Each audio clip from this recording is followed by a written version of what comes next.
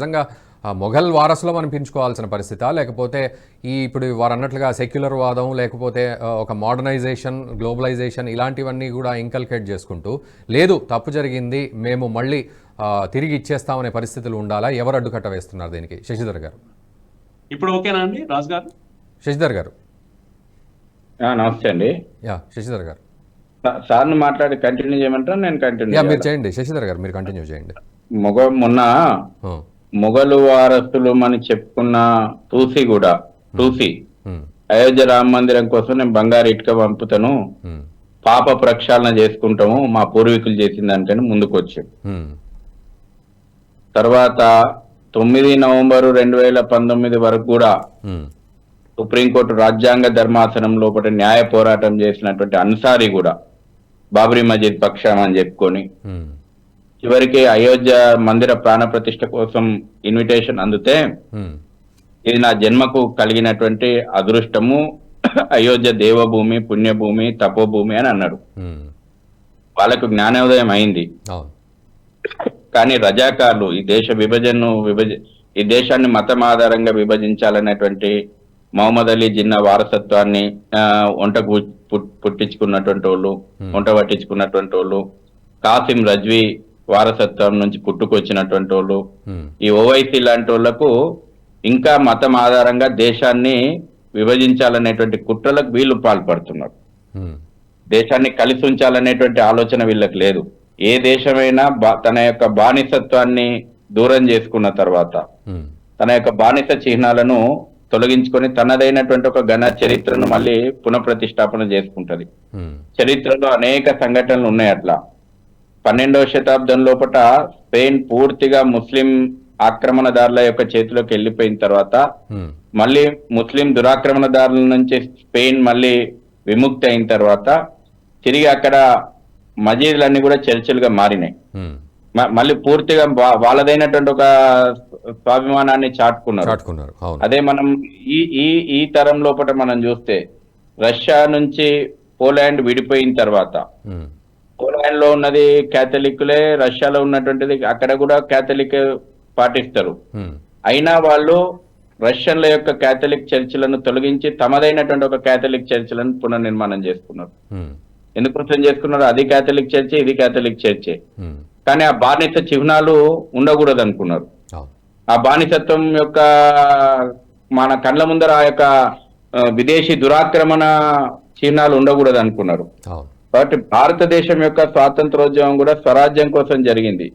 స్వ అనేటువంటిది ఇక్కడ స్వరాజ్యం మీనింగ్ ఏంది? మనదైనటువంటి ఒక సాంస్కృతిక మళ్ళీ పునర్నిర్మాణము. వేల సంవత్సరాల యొక్క పరాయి పాలన సాగించినటువంటి అకృత్యాలు, చేసిన ధ్వంసము, ఇదన్నిటిని కూడా మళ్ళీ మనము పునర్నిర్మించుకోవాలి. మనదైనటువంటి ఒక సంస్కృతిని పునర్నిర్మించుకోవాలని ఈ జాతి కలలు కన్నది. ఇవాళ ఇప్పుడు ఒక్కొక్క అడుగు ముందుకు పడుతున్నది. గతంలో మనం చూసినాం, నిన్ననే రిపబ్లిక్ డే ఉత్సవాలు అయినాయి. గతంలో 2014 కంటే ముందు ఆ మధ్యన వాజ్పేయి గారి ప్రభుత్వం మొదలు పెడితే 65 సంవత్సరాలు ఈ కుహానా ఏదైతే సెక్యులరిస్టుల ప్రభుత్వాలు ఉన్నాయో, దేశాన్ని మతం ఆధారంగా విభజించినటువంటి గాంధీ నెహ్రూ కుటుంబం అధికారంలో ఉన్నప్పుడు రిపబ్లిక్ డే పెరేడ్ ఉత్సవాలను మీరు ఒకసారి దాని మీద ఒక స్టోరీ చేయండి. ఈ దేశ సంస్కృతిని స్వాతంత్రం వచ్చిన తర్వాత కూడా మొఘలులు చేసినటువంటి విధ్వంసం కంటే కూడా, బ్రిటిషర్లు చేసిపోయినటువంటి విధ్వంసం కంటే కూడా 100 రెట్లు ఎక్కువగా గాంధీ నెహ్రూ కుటుంబం ఈ దేశ సంస్కృతికి నష్టం చేసింది. రిపబ్లిక్ డే ఉత్సవాలను చూడండి, 1947 నుంచి మీరు మనకు 52 నుంచి 56 నుంచి మొదలు పెడితే నీకు రిపబ్లిక్ డే ఉత్సవాలలో మన యొక్క సంస్కృతిని ఎట్లా ప్రతిబింబించారో, దారి దోపిడీ దొంగలను మనం రిపబ్లిక్ డే ఉత్సవాలలో ఒక చరిత్ర పాఠ్య పుస్తకాలే కాదు, రిపబ్లిక్ డే ఉత్సవాలలో కూడా హీరోలుగా చిత్రీకరించి చూపెట్టుకున్నాం. మనం సమాధుల చరిత్ర, ఈ దేశ చరిత్ర అని చూపెట్టారు. కానీ ఈ మధ్యన 2014 నుంచి జరుగుతున్నటువంటి రిపబ్లిక్ డే, ముఖ్యంగా నిన్న జరిగినటువంటి రిపబ్లిక్ డే ఉత్సవాలను ఒకసారి మనం చూస్తే ఈ దేశం యొక్క సాంస్కృతిక వైభవం ఎంత గొప్పదో మొత్తం ఇవాళ ప్రపంచానికి మనం జారుతా ఉన్నాం. G20 సమావేశాలప్పుడు ఈ దేశంలో ఉన్నటువంటి అనేక నగరాల లోపల సమావేశాలు నిర్వహించి భిన్నత్వంలో ఏకత్వం ఏ రకంగా ఉంది ఈ దేశం లోపల, ఈ దేశంలో ఎన్ని కళలు ఉన్నాయి, ఈ దేశం యొక్క సంస్కృతి గొప్పతనం ఏంది ప్రపంచానికి పరిచయం చేస్తున్నాం మనం. ఇవాళ ప్రపంచం ఆశ్చర్యపోతుంది ఈ దేశం యొక్క సంస్కృతి పట్ల ఆకర్షణకు గురైతా ఉంది. భారత్ నాయకత్వాన్ని ఇవాళ ప్రపంచం కోరుతుంది. భారత్ మాత్రమే విశ్వ శాంతిని సాధించగలుగుతుంది. ఈ గొప్పదైనటువంటి సంస్కృతి కోసం అందరూ కూడా ఈ సంస్కృతికి అటాచ్ కావాలని, ఈ సంస్కృతి తోటి కలిసి నడవాలని చెప్పి ఉవ్విళ్ళు ఊడుతా ఉన్నారు. ఇంకా తాలిబాన్ భావజాలము, రాడికలైజేషన్ భావజాలంతో ఈ దేశంలో కొంతమంది ఉన్నారు. ఇవాళ మధుర అయోధ్యలో మందిరం అయిందంటే అది దేశ స్వాభిమాన మందిరం. మధురలో శ్రీకృష్ణ మందిరం అంటే అది జాతి స్వాభిమాన మందిరం. కాశీ జ్ఞానవాపి మందిరం పునర్నిర్మాణం అంటే అది జాతి స్వాభిమాన మందిరాలు. ఖచ్చితంగా ఈ మందిరాలను పునర్నిర్మించుకోవాల్సిందే. ఇది మొదట్లోపట స్వాతంత్రం వచ్చిన మొదటి నెల తర్వాతనే, నేను డేట్ కూడా చెప్తాను, 7 నవంబర్ 1947 లోపట వల్లభాయ్ పటేల్ సోమనాథ మందిరం యొక్క పునర్నిర్మాణ పనుల సందర్భంగా అక్కడికి వెళ్ళి అక్కడి సముద్రపు నీటిని చేతిలోకి తీసుకొని ఒక ప్రతిజ్ఞ చేసిండు. ఆ ప్రతిజ్ఞ ఏంటంటే సోమనాథ మందిరం ఈనాడు పునర్నిర్మాణం ప్రారంభం అవుతా ఉంది. సోమనాథ మందిరం 17 సార్లు నేలమట్టమైనా మళ్ళీ నిలబడగలిగింది. కేవలం మందిరం కాదు, జాతి స్వాభిమానం నిలబడగలిగింది, జాతి వైభవం నిలబడగలిగింది, జాతి వీరోచితమైనటువంటి పోరాటాలకు పరాక్రమాలకు ప్రతీక. అదే విధంగా ఈ జాతి లోపట అయోధ్యలో శ్రీరామ మందిరం, మధురలో శ్రీకృష్ణ మందిరం, కాశీలో జ్ఞానవాపి కాశీ విశ్వేశ్వర మందిరం తిరిగి సగౌరవంగా పునర్నిర్మాణం చేయాల్సిన బాధ్యత ఈ జాతి మీద ఉందని చెప్పి నాడు చెప్పినటువంటి సర్దార్ వల్లభాయ్ పటేల్ మాటలు, స్వామి వివేకానంద ఏ జాతీయ సాంస్కృతిక పునర్వైభవాన్ని ఆశించిండో స్వామి వివేకానంద ఆశయాలు ఇవాళ ఒక్కొక్కటిగా ముందుకు పోతా ఉన్నాయి. అందులో భాగంగానే వాళ్ళ అయోధ్యలో రామ మందిరం పునర్నిర్మాణం జరిగింది.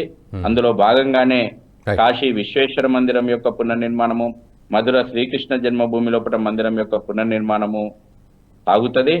ఏ విధంగానైతే మనం యొక్క మళ్ళీ ఒకవేళ నిజంగా ఆ రోజున పూజ్య ధర్మాచార్యుల పిలుపునిగిన స్వాగతించి ముస్లిం పక్షాలు ముందుకు వచ్చి ఉంటే ఇవాళ ఇంకా ఒక మంచి వాతావరణం ఈ దేశంలో ఉండేది. అవునండి, కానీ వాళ్ళు రాలేదు. మతోన్మాద ఎజెండా వాళ్ళని ముందుకు రానియలేదు. ఇవాళ కూడా చూస్తాం మనం, అనేక మంది మతం పక్కన పెట్టేస్తే అనేక మంది ముస్లింలు కూడా మొన్న అయోధ్యలో రామ మందిరం యొక్క ప్రాణ ప్రతిష్టప్పుడు ఉత్సవాలు చేసుకున్నారు. వాళ్ళు కూడా మేము రాముని వారసులమే చాలా మంది ప్రకటించుకున్నారు. కానీ మతోన్మాద ఎజెండానే మా భాగము, మా రాజకీయ పబ్బము అని మాట్లాడుతున్నటువంటి ఓవైసీ బ్రదర్ లాంటి వాళ్ళు 15 నిమిషాలు సమయం ఇస్తే ఈ దేశంలో ఉన్నటువంటి హిందువులను ఊచకొత కోస్తాం అన్నటువంటి ఆ తాలిబాన్ భావజాలం ఉన్నటువంటి వాళ్ళు ఉన్నారు కదా. ఇంకా వాళ్ళ ఎజెండాను ముందుకు తీసుకుపోదామని అనుకుంటున్నారు. వాళ్ళ ఎజెండా ముందుకు పోదు. ఈ యొక్క పునర్నిర్మాణాల ఎజెండానే ముందుకు పోతుంది. విధ్వంసకారుల ఎజెండా ఈ దేశంలో ఇంకొక అడుగు కూడా ముందుకు పడదు. జాతి పునర్నిర్మాణమే ముందుకు పోతుంది. ఇది ఇప్పటికైనా గ్రహించాలి. న్యాయపరంగానే, చట్ట ప్రకారంగానే కోర్టుల ద్వారా అన్ని నిరూపించే ఇవాళ ఈ జాతి కళ సాకారం చేసుకుంటది. ఈ వీడియో మీకు నచ్చినట్టయితే లైక్ చేయండి, 10 మందికి షేర్ చేయండి. అలాగే కామెంట్ల రూపంలో మీ అభిప్రాయాలను మాతో పంచుకోండి. Nationalist hub group of channels ను సబ్స్క్రైబ్ చేసుకుని తెలుగునాట జాతీయవాద జర్నలిజాన్ని ప్రోత్సహించండి. ఈ వీడియో కింద ఉన్న బెల్ ఐకాన్ పై క్లిక్ చేయడం మర్చిపోవద్దు.